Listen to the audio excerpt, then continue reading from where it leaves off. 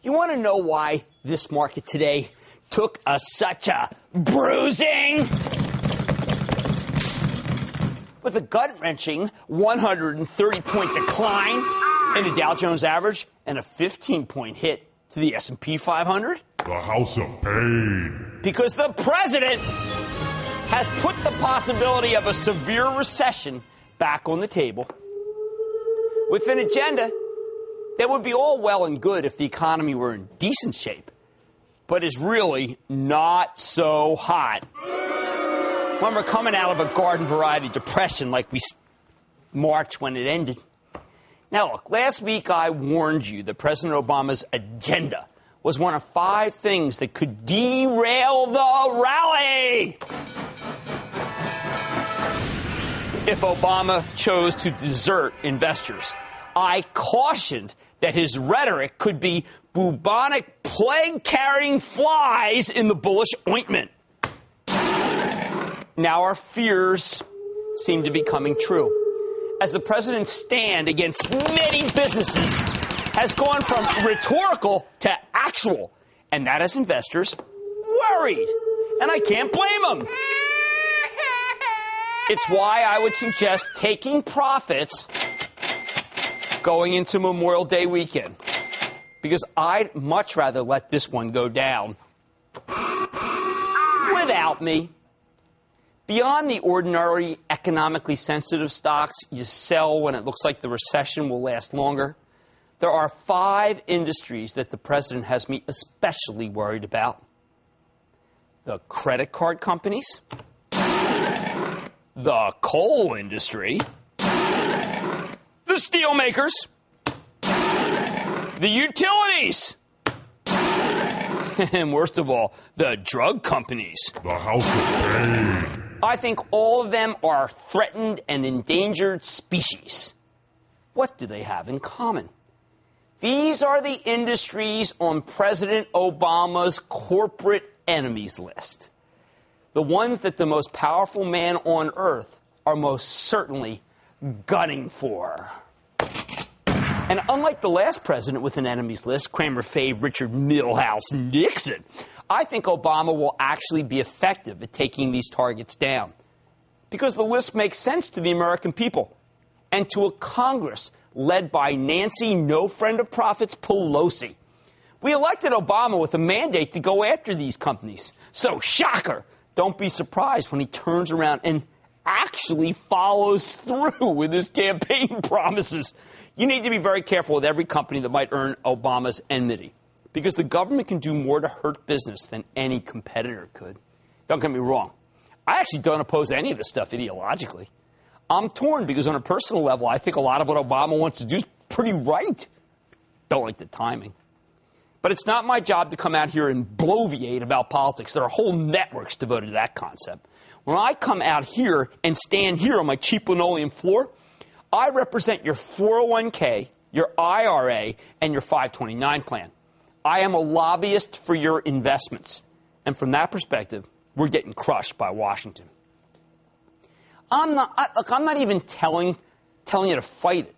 I'm more just warning about which stocks I think are now not good buys because they bear the presidential seal of disapproval. Most of the time when a president says something nasty about an industry, it's totally cosmetic. It's a symbolic gesture that means nothing because he can't really get anything done anyway. The lobbyists step in. They have congressional mind share, to say nothing of the politicians who are self-centered. So the legislation gets watered down to the point where it's nothing more than saber rattling. But Obama has a mandate to go after these companies. And we've already seen him in action. If you own the wrong stocks, guess what? The pin action is real bad. And you better be worried. Let's take a look. Let's take a close look at the enemies list. Public enemy number 1 is the credit card industry. I got to tell you, I'm fearful of this whole part of my wallet. Politicians love to go after these companies. But usually it's just posturing. which was what I thought about when he first came up with this credit card bill that Congress just passed. I mean, at least until I took a closer look at it. Now I'm worried about one of my favorite companies, Capital One, which has figured out how much it has to charge its troubled, more critical people would call them deadbeat customers, in order to still be profitable while offering terms to its good customers that are decent. With this law, they may not be able to charge those rates, making the stock indeed, yes, you heard it, and this kills me, sell. My take is that this credit card crackdown legislation hurts the big banks that issue the cards the most. Public enemy number 2. Anything carbon, anything. If it emits carbon, if it has carbon, it's, well, hold it, I've even found these. Carbon pencils! All right, well, maybe not pencils. But look, definitely the coal and steel industries, along with utilities, it's a triple earnings crushing whammy. Should you sell Arch Coal, sell Peabody Coal, sell Massey Energy? I'm tempted. But I've got to tell you, thankfully, China still favors respiratory illnesses and the wholesale destruction of the atmosphere as a matter of public policy. So these companies should be able to make money even if Obama gets in the way with that cap and trade carbon emission thing, which would effectively put a price on burning the dirty stuff, not to mention oil and natural gas, too. This hurts the steel producers, too. As we learn in today's Wall Street Journal. Hey, look at this. Positive article that they figured this one out. Because Coke, not the kind you drink, and I like Pepsi, the kind of coal you use to make steel should get hit. If I were you, I would sell U.S. Steel in this. Maybe, look, if you really just love steel so much you can swap it into Nucor because they use less coal. You also have to worry about any utility that uses oil or coal, as they're all very threatened.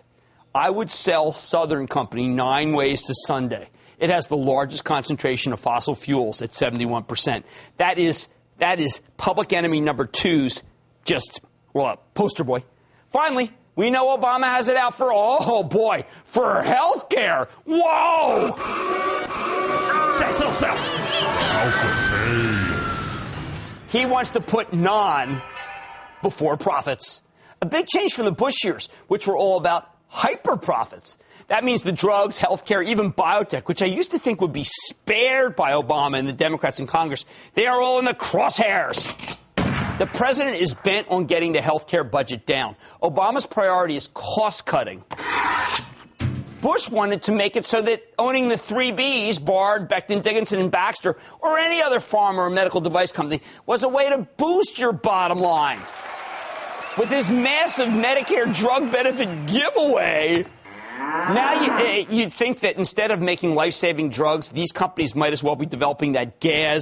I searched in my mind what kind of gas I can use as the epitome. The gas that killed 99% of the world population in Cramer fave Stephen King novel, The Stand. Especially that incredible Lincoln Tunnel chapter where they tried to prevent the virus from coming into my home state of New Jersey.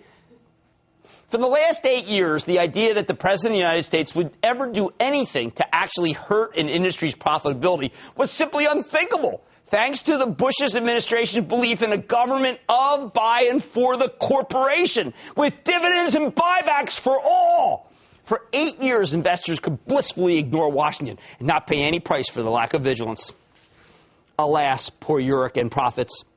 That's no longer true. This is one of those cases where you have to read the front page of a newspaper to get a feel for the danger we're in, not the business section. The front page is where they tell you who's on Obama's enemies list. This is Washington, but it sure matters to Wall Street and, of course, your 401k.